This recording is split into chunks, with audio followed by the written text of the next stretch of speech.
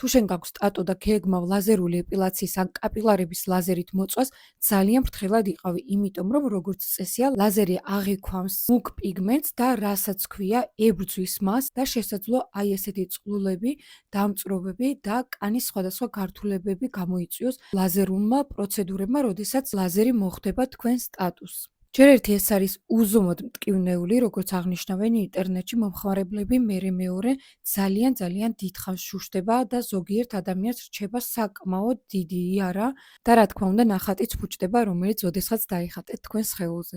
იდეაში კარგი და განათლებული ლაზეროთერაპევტი ამის შესახებ გაგაფრთხილებთ და დაგაკრავთ ტატუს ადგილას ღია ფერის პლასტირს, რომ ლაზერმა მას გვერდი აუაროს. ამ შემთხვევაში რა თქმა უნდა არაფერი არ გემუქრება და ყველაფერი არის უსაფრთხო, მაგრამ თუ კი სპეციალისტთან მიხვედით, მან დაინახა ტატუ ან თუნდაც მეგობრებოდ ხალი, რომელიც საკმაოდ დიდია მოცულობაში და არაფერი არ მოიმოქმედა, არ დაგაკრათ პლასტირი და ისე დაიწყო პროცედურის ჩატარება, აუცილებლად შეაწყვეტინეთ პროცედურა და ასეთ სპეციალისტთან მეორედ აღარ მიხვიდეთ. დაწერეთ კომენტარებში, იცოდით თუ არა თქვენ ამის შესახებ და როგორი გამოცდილება გაქვთ.